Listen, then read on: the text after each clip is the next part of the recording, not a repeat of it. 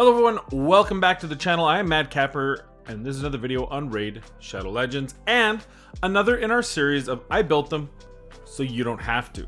Today we're going to talk about the epic attack based champion of the Lizardmen faction, Jarang. So without further ado, let's go take a look at his kit. We'll go to the index, we'll head to Lizardmen, and here he is. One of the things about Jarang, and one of the reasons why I agreed to build him, it was actually a request from one of my stream regulars, Fruit, who wanted to see a Jarang video. Here it is, and one of the reasons is if you look at it, now I have quite a few legendary, thankfully, including of course Draco, but Lizardmen, but there are not a lot of Lizardmen in this game. It's a very difficult faction to achieve. There's a secret room in the Doom Tower that needs Jarang. There's faction wars, which if you don't have the legendaries is very difficult to achieve. Plus I bet there's a lot of people without Drakes even, which can be okay because of the fusion. I think a lot of Drakes got eaten up. You have Broadmaw. I've already done a video on Broadmaw, but for attack-based champions, what do you have? Let's pretend you don't have any legendaries.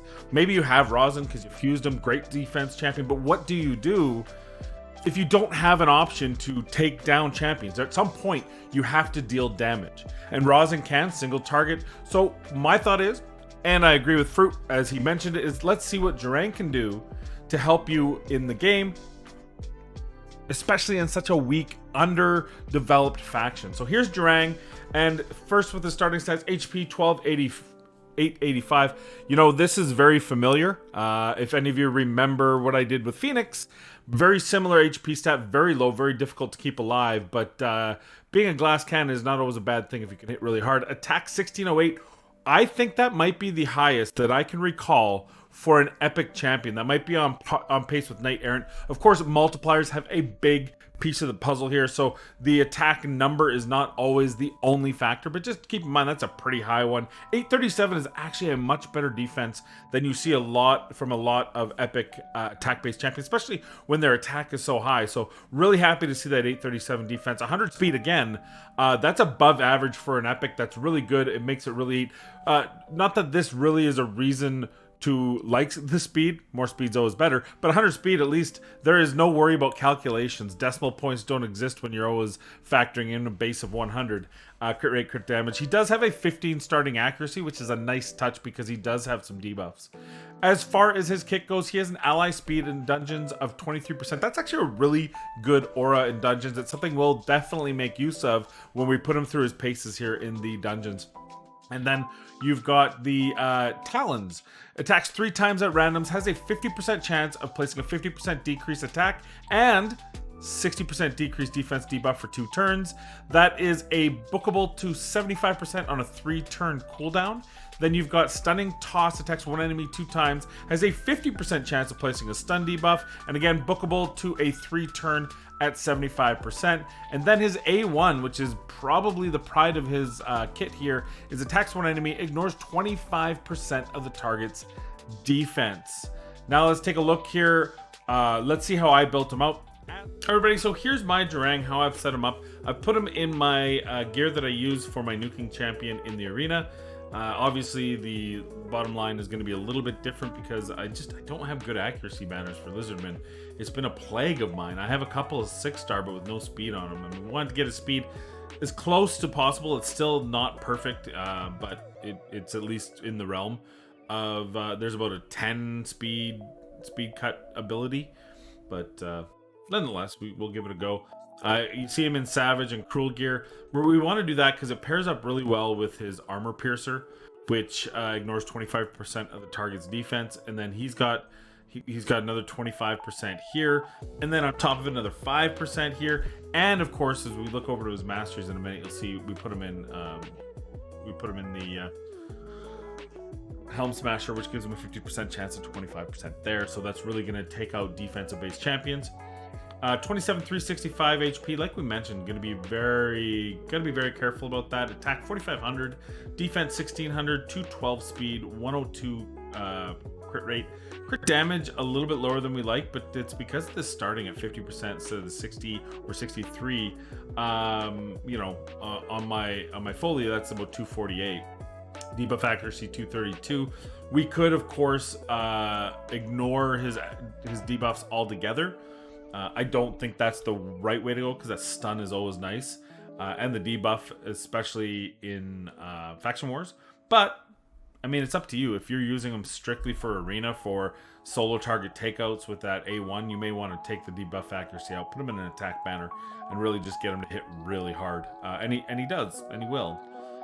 So, okay, as far as skills go, or as far as masteries go, here we go. We did take him down the support tree. If you can get that accuracy higher, again, part of the reason why I went down the support tree is because my support skills, my banners aren't that great, but you know, pretty standard here. It's a 75% chance to land his A3, so you know that extra 5% is great. We could have also went here, but I chose to go for the damage instead, which extends, of course, the extension. We always like this. His A1 has that 20% decreased turn meter.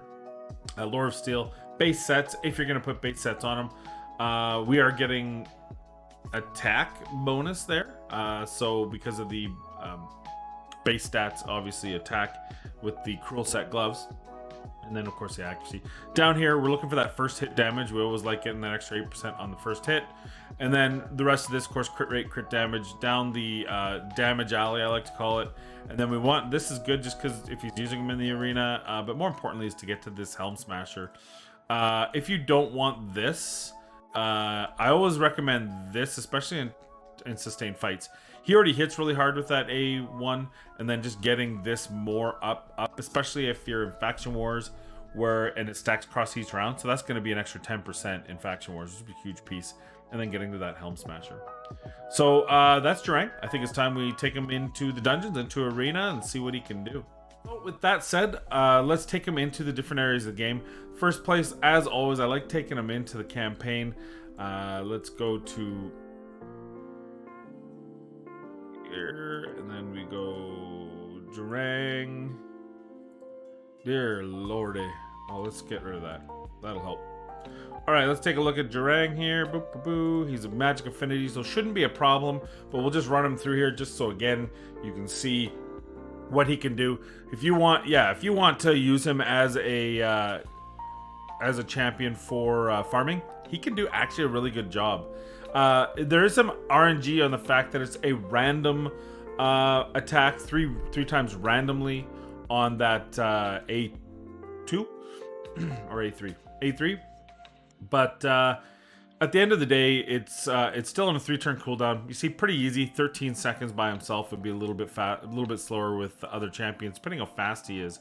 But only the final round did he not kill everyone right away. So I think overall you're going to see pretty good numbers using him in here. He's not the best, but he definitely can be used if you need that. If you're building him out anyway, and you don't have someone, or you've built them out a different way, or whatever the case may be, not a bad option here. So here we are in the Dragon. This is the first dungeon we're going to use him in. We're going to skip the Fire Knight, but this is a good example. What he's going to bring here, so I'm sacrificing AoE damage, and that's damage from, say, bringing in an Ethos, which is normally who I use here. But in return, I'm gaining that speed aura and some damage. I am not, because of the consistency, it's only 3 times at random, I'm not bringing him in for his debuff. Although it will be nice that if the dragon gets a turn, then he will actually be decrease the attack. So we kept it at 1 time here. I do want to see what he hits for. So here he is. So this is his A3. Now this is 3 times at random. We're going to watch. We're going to hit here 3 times. About 37,000. So to put that in perspective, let's check his A3 here. 17. So that gives you a pretty good perspective there. Keep in mind that is a 25% ignore defense. And if we do Draco here, I wonder if I can kill him with that. There we go, 84,000.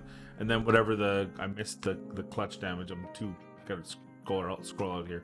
So I mean that's a decent A3. It's not like Ripper level or Knight Errant, which is I'm a little bit disappointed. 66 on his A1. Again, decent numbers, but I don't think that's quite the numbers that I was getting out of some of the other champions that we've been using.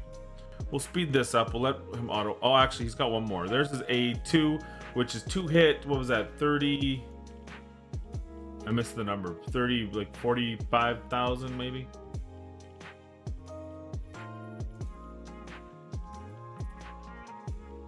By the way, I'm not speed tuned for Dragon runs right now.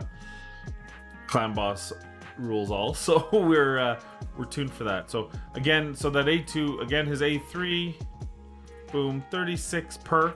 So, you know, whatever the variation is over and above, of course. Draco being Draco. His A1, 46,000. Versus his A1, 74,000. So, I mean, man, that A1 is hard hitting. That's a great A1. I mean, when you consider the Lego, and he hit for 78. He's been hitting 78 to 100 on these. So, you know, Jarang shouldn't be hitting as hard as Draco, and isn't hitting as hard as Draco. Draco's one of the hardest hitting champions in the game. So, and here's the other place. Like I said, now we've got that decreased attack on him. It's a 2-hit. So, I hit his mid one. That's on me. But so it's a 2 attack. It's hitting decently. We'll of course loop around again. His A3 here, that's going to be that decreased attack, and it hits for 75, 80,000, between 75 and 90,000. So it seems like a pretty consistent number for all his abilities, right? Because he's hitting once on his A1, which is like a 60 to 80. We've seen a variation. His A3's been a 25 to 30,000 each hit, so that can be a 75 to 90,000 there. Yeah, I'm not disappointed with the level of damage he's doing. I'm a little bit underwhelmed that like 63, considering that's ignoring defense too. I guess I take that back. I am a little bit underwhelmed with that number. I really expected it to be better. And you can see, because of the speed aura, and I think that's probably the shining piece here, is because of that speed aura, my team, which usually allows the dragon to hit once, is not here. And I actually did a run on this full speed and got 48 seconds, which is, I mean, my fastest time is 31 seconds, so I'll take that as a pretty big win. Next, let's take him into the next dungeon. We would probably take him into, we're not going to take him into Spider Den, that's not where he's going to be useful, but we'll take him into the Ice Golem under the same pretext, right? Normally we use Chamfort for the HP, and maybe that's the better option, but in this case we're going to bring in Durang and just see what he can do. I actually really like Phoenix in this one. Unfortunately, I need another set of gear. So we've seen the numbers. We're just going to see what kind of run this brings out. My best run is somewhere like 50 some seconds. I don't care if it's under 2 minutes because I don't do a whole lot of Ice Golem, but if he's going to be helpful, then I'm certainly not going to be upset with that. Yeah, he's hitting pretty good. The numbers are good. They're not great. They're not, because it's single target, I would almost call them a little bit underwhelming.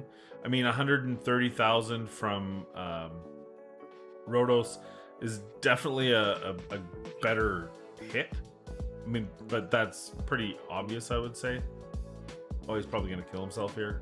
That's why we bring in Arbiter. The good thing here is he does have that decreased attack.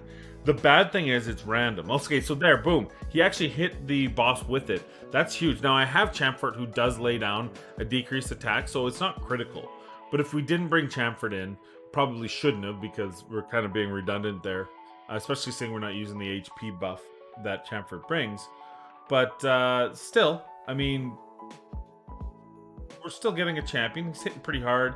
He's landing hits. It's nothing overwhelming. It's kind of underwhelming. It's got a stun.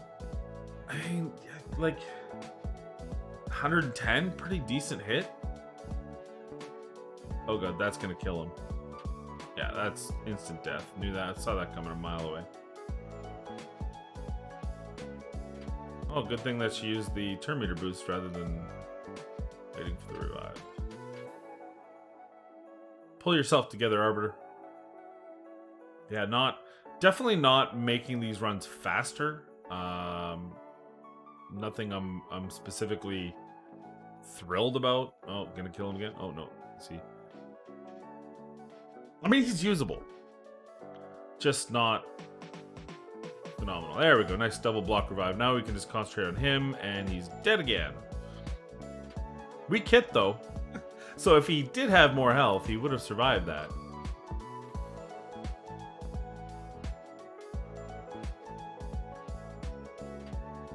You know what? I don't think the Speed Aura is really doing much for me on this.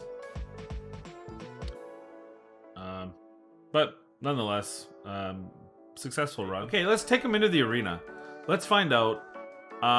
So he's a single target nuker. Do I have? Well, we're gonna buy. You're welcome. Look at you guys. So this is the normal team I like running. I like running it because when you're speed farming, there's a lot of like Skull Crown with their unkillable. There's a lot of unkillable Swift Parry sets out there, especially on those. They're not. I can't believe they're not bot accounts. But if we weren't using this, we would go to a more traditional run, and we can do something like this. Now, the reason why this is okay, this is useful to me, is because we have two champions that can actually ignore defense, and on top of it, Durang's actually going to be able to debuff here. So I can, if I need two single target, knock them out of the park champions, I can go this route. And also we have someone that can ignore the unkillable, which is nice. So we're going to take them in. We're going to see whether or not Jarang can hang here. Obviously, I'm kind of in the mid gold 4, which is usually a pretty easy world for me. Also, keeping in mind that I have my arena gear on him. So what we would do is we would start with probably this, and that way we can get. See, even with that, we killed. We've got 2 on decreased defense. Now it's the pickings, right? So we're gonna take out this one, even nothing there. He hits it so hard. It's we're not really worried about Lysandra. So we'll hit that, and then easy win. And I think he's helpful there. Let's see if I can find a stronger opponent, one that should beat me. Maybe this one here. Christie looks pretty good. That's a top tier team. I don't know the stats here, so if it's faster than me, then even better. But we've got a couple things here. We've got the defense up in the right position too. A lot of people mess that up. Always make sure your Seeker's second on your comp. You've got a Trunda, so we want to take the Trunda out. Be a perfect reason to bring in these two single targets. The only thing to scare me is Trunda. No block revive, which is unfortunate. I think Phoenix would be the better option here, but this is a Jarang video. So we're faster. Not a lot faster though, I will say. So we're gonna crush this out of the park, I think. That's really weird. There, and then we're gonna go with this again. We have two choices here. We can do the decrease attack, decrease defense, but one of the best counters to Seeker is to never let him put that buff up, and that is to go single target. So rather than going with the AoE, which may proc his defense up, why don't we instead use his A2, which we can then guarantee a lockout, or near guarantee. So 87k damage.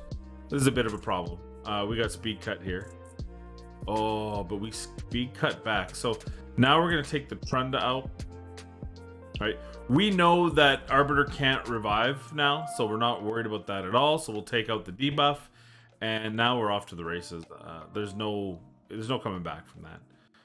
And that's kind of how it's actually shocking that I got cut there. I have to check my gear because I don't think I should have. Oh yeah, of course I should have been.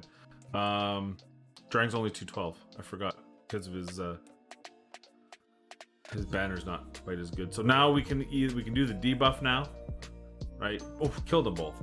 So I don't know. Like, I think situationally good. Time for my final thoughts, and I wanted to start on this page here because this is where my final thoughts start. Other than perhaps dwarves, this is the most underdeveloped faction in my opinion. They have very few legendaries, although I will say that most of these legendaries are absolutely usable.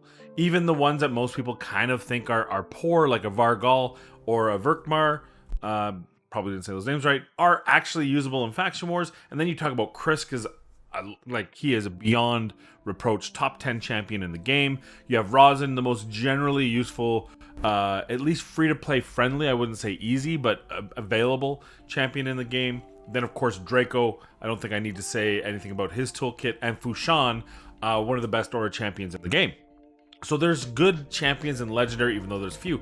But in the Epic realm, it's really subpar. The fact we already talked about Broadmaw and how building him out had more to do with the faction than his actual toolkit.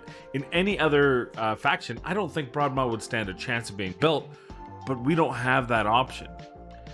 Durang's really great at sustaining and defense, and maybe Drake would be okay with damage, but really he's kind of underwhelming. We all know Jizzo is a single target underwhelming.